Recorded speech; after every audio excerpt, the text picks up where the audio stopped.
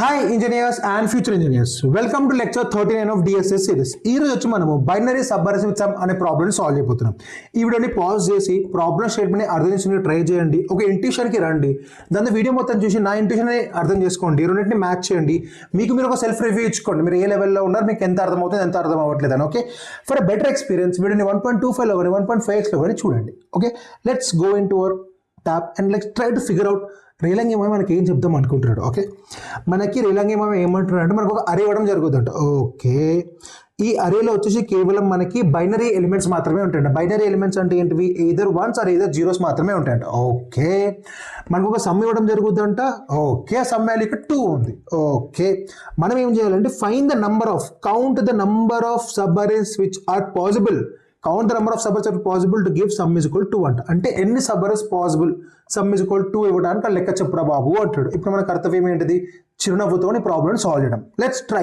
మనం నేకెడ్ అయితే మనం చూద్దాం ఎన్ని సబ్ అరేస్ జనరేట్ అవుతాయో ఈ particular sum is equal to ఇవ్వడానికి. ఓకే, జనరల్గా సబ్ అరేస్ కానీ సబ్స్ట్రింగ్స్ ఉన్నప్పుడు కానీ ఇది హైలీ రికమెండెడ్ అప్రోచ్ ఏంటిదమ్మా?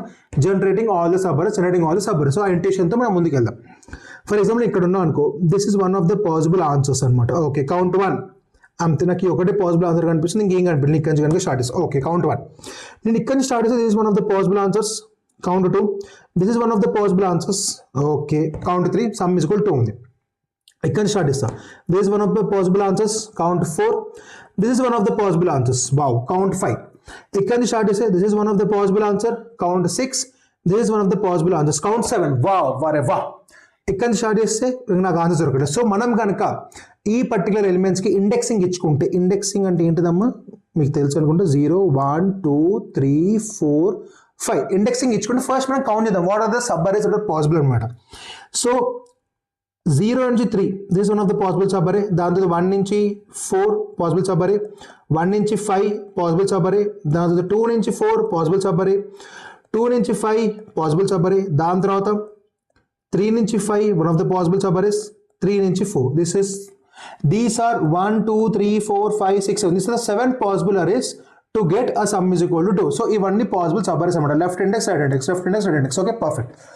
ఓకే, మనకి సబ్ అరేస్ అన్న చూసాయి. ఇది జస్ట్ నేను రాసుకొని పెట్టుకున్నా, ఎందుకు రాసుకున్నా ఫర్దర్గా చెప్తే. ఇప్పుడు ఈ ప్రాబ్లమ్ మీరు ఎలా సాల్వ్ చేస్తారు మన అందరికీ తెలుసు. Generating all the sub arrays. ఈ పర్టికులర్ అప్రోచ్ 10 వీడియోస్ చెప్పుకుంటూ వస్తున్నా. సో నేను హై లెవెల్లో కోడ్ రాసి మీ అందరికీ జనరేటింగ్ సబ్ అరేస్ తెలుసు అనుకుంటున్నాం. ద సింపుల్ కోడ్ ఇది.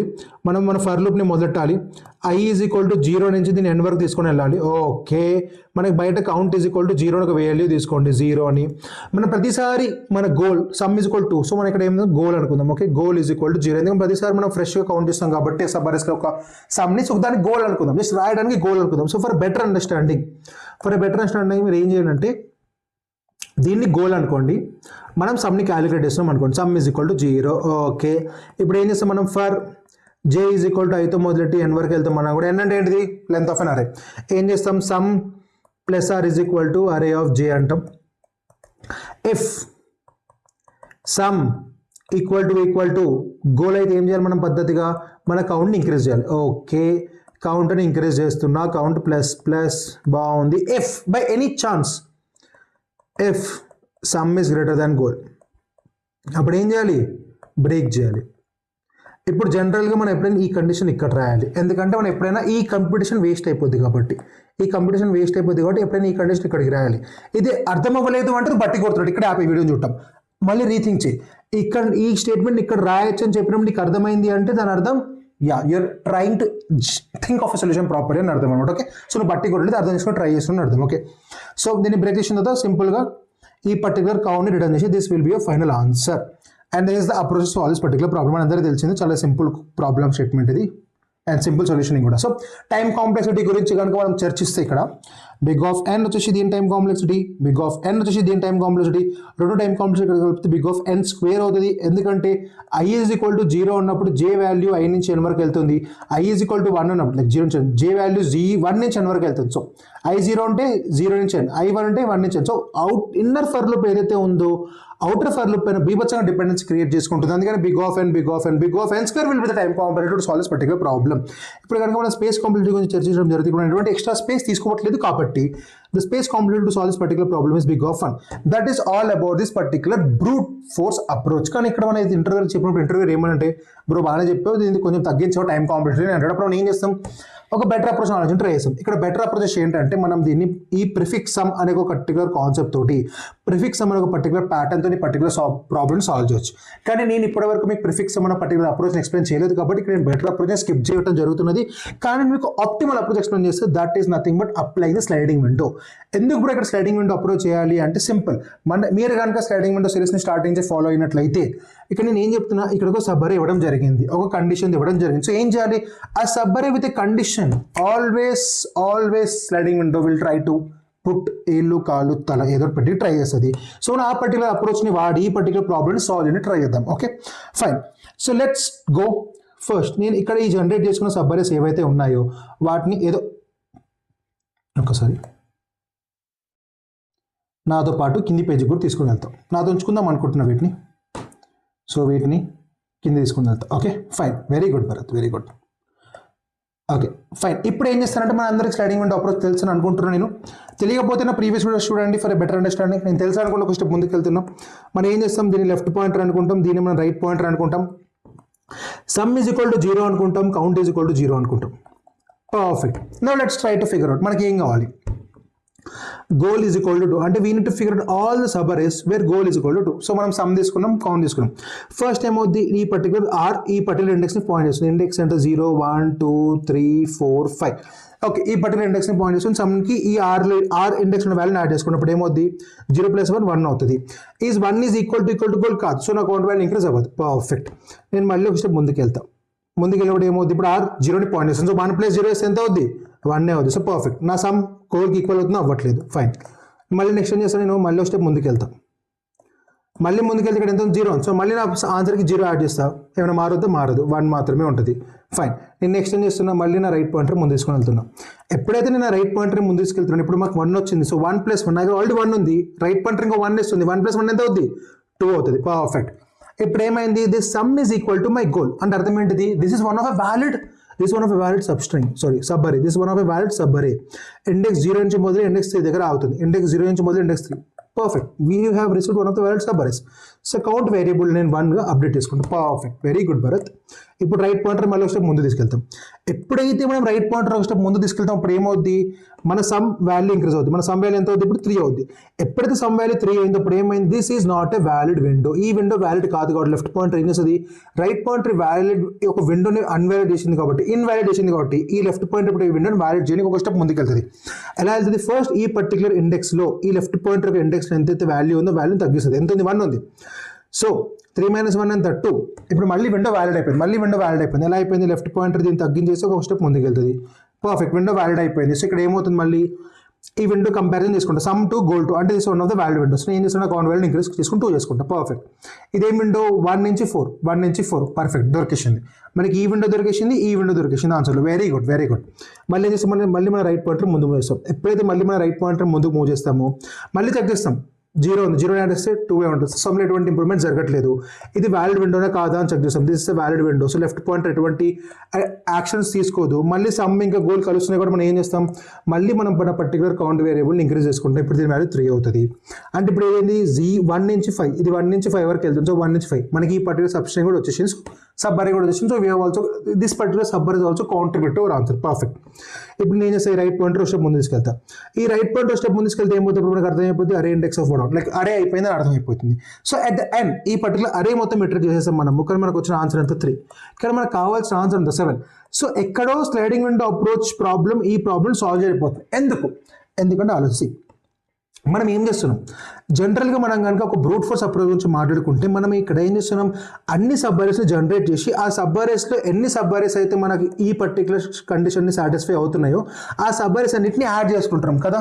కానీ ఇక్కడ ఏం చేస్తున్నాం, వీఆర్ ట్రయింగ్ టు ఫైండ్ సబ్బరీ. కానీ మనం సబ్బరీస్తో వచ్చే ఇంకేమైనా సబ్బరీస్ని కౌంట్ చేసుకుంటాం. అసలు ఇప్పటి వరకు మీరు కనుక సిరీస్ ఫాలో అయితే మనం ఇప్పుడు సాల్వ్ చేసిన ప్రాబ్లమ్స్ అన్ని ఏంటివి, లాంగెస్ట్ సబ్బరీ, మినిమం సబ్బరీ. సో ఇప్పటి వరకు మనం లెంత్తో ప్లే చేస్తున్నాం కాబట్టి మనకి ప్రాబ్లమ్స్ అన్నిట్లో మనం ఈ పర్టికులర్ సబ్ అరే జనరేట్ చేసుకొని ఆన్సర్ ఇస్తున్నాం. ఫర్ ఎగ్జాంపుల్ ఇదే క్వశ్చన్లో what is the maximum length of sub అరే విత్ సమ్ గోల్ ఈక్వల్ 2 అంటే ఏమవుతుండే, మన అప్రోచ్ కరెక్ట్ అవుతుండే. 1 to 5 is the maximum possible answer. మీరు కనుక చూసుకుంటే is the maximum possible answer and మనకు కూడా ఈ ఆన్సర్ వస్తుండే. కానీ ఇక్కడ ప్రాబ్లమ్ స్టేట్మెంట్ అనేది count the number of sub arrays, మనం అది చేయట్లేదు. ఇక్కడ మనం అన్ని సబ్ అరేస్ని కౌంట్ చేయట్లేదు. మనం ద మాక్సిమం మనకి వచ్చిన మన దగ్గర ఉన్న బేసిక్ స్టాండర్డ్ అప్రోచ్ని వాడి ఆన్సర్ తీసుకుందాం అనుకుంటున్నాం.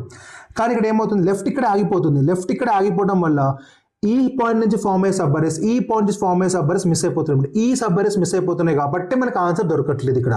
That is the issue where you're not getting. So మనం 0, 1 లెఫ్ట్ పాయింటర్ ఫస్ట్ ఇండెక్స్ వరకు వచ్చింది కాబట్టి మనకి ఈ రేంజ్ వరకు వచ్చే ఒక సబ్ అరేస్ అన్ని తగ్గలేదు. కానీ సెకండ్ ఉంది, థర్డ్ ఉంది, ఫోర్త్ ఉంది, ఫిఫ్త్ ఉంది, ఈ పర్టికులర్ సబ్ అరేస్ అన్ని మనకి కన్సిడర్ చేయట్లేదు స్టార్టింగ్ ఫ్రమ్ హియర్. అందుకని మనకి ఇవన్నీ మిస్ అయిపోతున్నాయి అనమాట. సో ఇప్పుడు ఈ ప్రాబ్లం ఎలా సాల్వ్ చేయాలి? నేను మళ్ళీ చెప్తున్నా, ఇక్కడ మనం లాంగెస్ట్ మినిమం సబ్ అరే లాంటి కాన్సెప్ట్స్ వాడినప్పుడు ఏమవుతుంది అంటే మనకి ఈ పర్టికులర్ అప్రోచ్ వర్తిస్తుంది. ఎందుకంటే ఇప్పుడు మనకి లాంగెస్ట్ సబ్ అరే కావాలి. మనం ఇక్కడ మనకి ఏం కావాలి, కౌంట్ ఆఫ్ సబ్ అరేస్. ఒక సబ్ అరే, లాంగెస్ట్ సబ్ అరే అంటే ఏంటిది, ఒక వ్యాలిడ్ సబ్ అరే. కానీ ఇక్కడ ఏమవుతుంది, కౌంట్ ఆఫ్ సబ్ అరేస్ అడుగుతున్నాడు. మనం కౌంట్ ఆఫ్ సబ్ అరేస్ కూడా లాంగెస్ట్ సబ్ అరే లాంటి అల్గోరిథం వాడితే ఆన్సర్ వస్తుందా? రాదు. సో ఇక్కడ ఏమైంది, కౌంట్ ఈజ్ ఈక్వల్ టు 3 వచ్చింది. So which is completely wrong. కానీ ఈ ప్రాబ్లమ్ మనం సాల్వ్ చేయాలి. అది కూడా స్లైడింగ్ విండో అప్రోచ్ వాడే సాల్వ్ చేయాలి. ఎందుకంటే స్లైడింగ్ విండో ప్రామిసెస్ సబ్ అరే ఇంకా కండిషన్ ఉన్నప్పుడు నా అల్గోరిథాన్ని వాడి నీకు ఆన్సర్ ఇస్తాను అది చెప్తుంది మనకు వచ్చి. సో ఎలా ఇప్పుడు దాన్ని వైపు మనం అడుగులేయాలి. ఆ ప్రాబ్లమ్ని, ఆ పర్టికులర్ ప్రాబ్లమ్ స్టేట్మెంట్ అర్థం ట్రై చేయాలి. ఓకే, ఇప్పుడు మనం ఆలోచిద్దాం మళ్ళీ. ఓకే, నాకు కౌంట్ ఆఫ్ సబ్ అరేస్ కావాలి. ఓకే, ఇప్పుడు ఎలా కౌంట్ చేద్దాం ఆలోచించండి. నాకు కౌంట్ ఆఫ్ సబ్ అరేస్ కావాలి. ఫస్ట్ నేను ఇక్కడ ఉన్న ఈ యొక్క మహాభారతాన్ని ఇక్కడ ఉన్న ఇదంతా సోది తీసేస్తా. ఇప్పుడు మనకి ఇచ్చిన గోల్ ఎంత, మనకి ఇచ్చిన goal is equal to 2. So ఇక్కడ ఏం కావాలి మనకి, all the sub arrays with goal 2 కావాలి. అంటే ఏంటిది, మనకి 2, 4, 2, 5, 3, 5, 3, 4 ఇవన్నీ కూడా మన ఆన్సర్లో ఇంక్లూడ్ చేసుకోవాలి. కానీ ఇంక్లూడ్ చేసుకోవాలంటే మనం అల్గోరిథం మొత్తాన్ని మార్చేయాలి. మళ్ళీ మనం అన్ని సబ్స్టిట్యూషన్స్ జనరేట్ చేయాలి. సబ్ అరేస్ జనరేట్ చేయాలి. Only possible way. కానీ ఇక్కడ నేను ఏం చేస్తాను అంటే, I will try to figure out all the sub arrays with goal less than or equal to 2. నేను ఏం చేస్తానంటే I will try to figure out all the sub arrays with goal less than or equal to 2. ఎందుకు bro? Same ఇదే approach. ఇప్పుడు నేను మీకు ఏదైతే approach explain చేశానో అదే అప్రోచ్ వాడి నేను ఒక చిన్న ఫార్ములా వేస్తాను. ఇక్కడ ఫార్ములా అర్థం చేసుకుని మీకు ప్రాబ్లమ్ స్టేట్మెంట్ మొత్తం అర్థమైపోతుంది. ఓకే, నేను ఏం చేస్తానంటే నాకు count of sub arrays with sum is equal to k అని ఎప్పుడైతే ఇవ్వడం జరిగిందో నేను ఏమంటా అంటే సింపుల్గా నేను ఇదే కాపీ చేసుకుంటాను. Count of sub arrays with some, దీన్ని కాపీ చేసుకొని ఇక్కడ 2 సార్లు రాసుకుంటాం. పేస్ట్ ఇది కొంచెం పెట్టచ్చు. అరే sorry guys, wasting your time.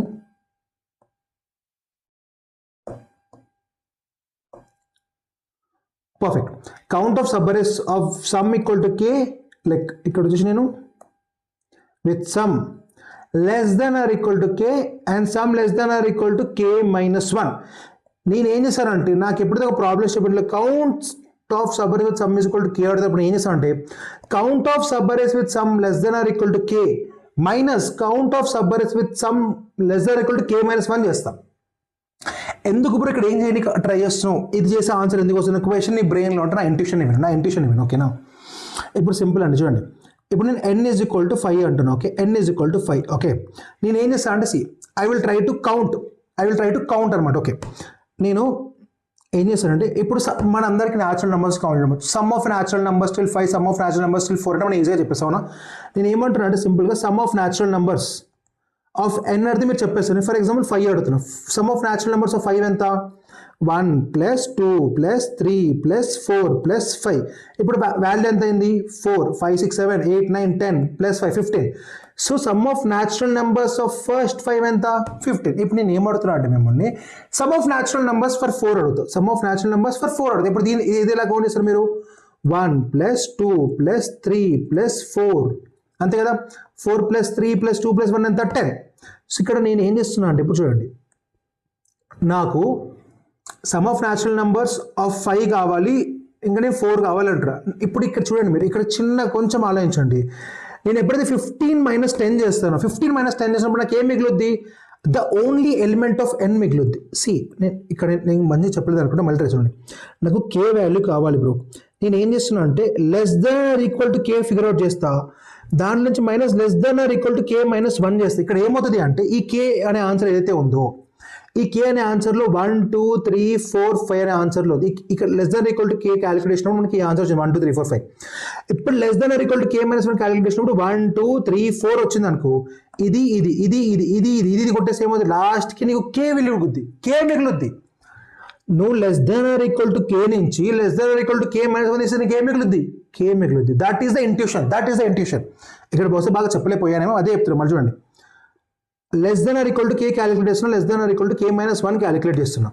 ఇప్పుడు నేను ఈ less than or equal to k నుంచి less than or equal to k minus 1 separate చేసిన ఏం మిగులుద్ది, ఎగ్జాక్ట్గా ఈక్వల్ టు కే ఎన్నైతే వాల్యూస్ ఉన్నాయో అన్నీ మిగులుతాయి.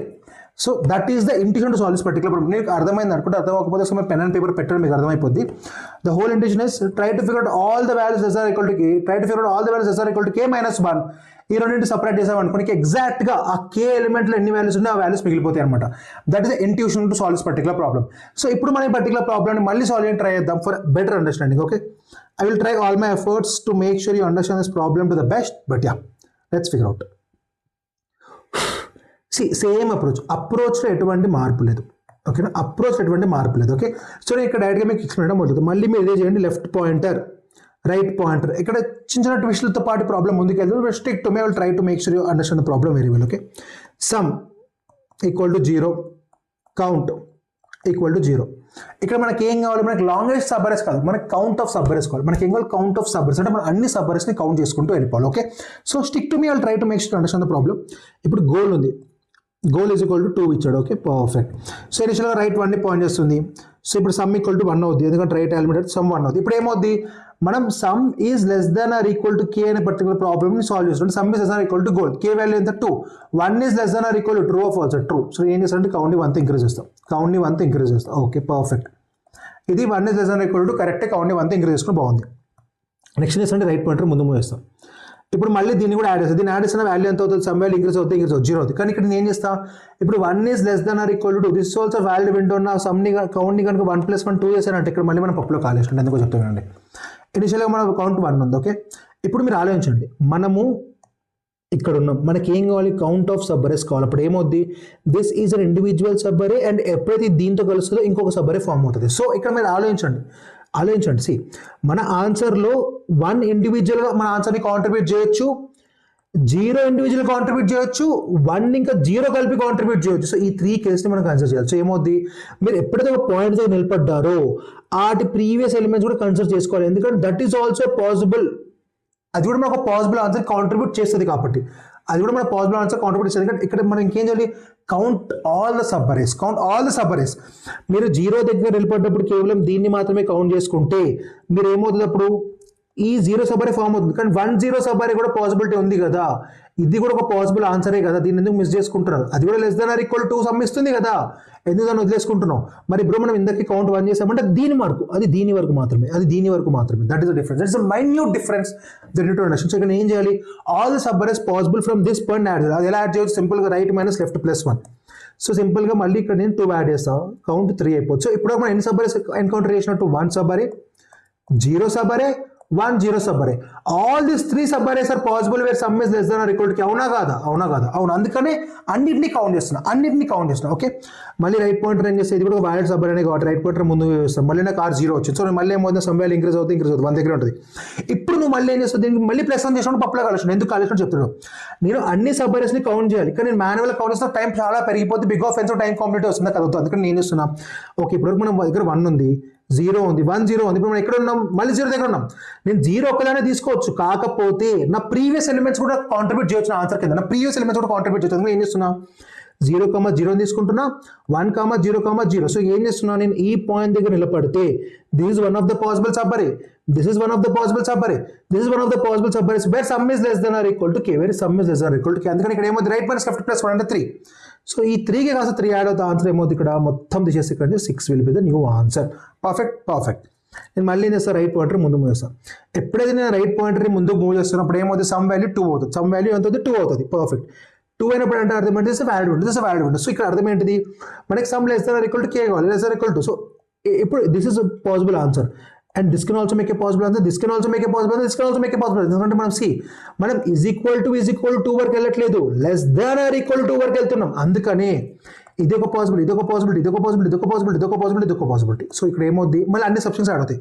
So 3 - 0 + 1 4, 6 + 4 = 10. So 10 will be your latest count.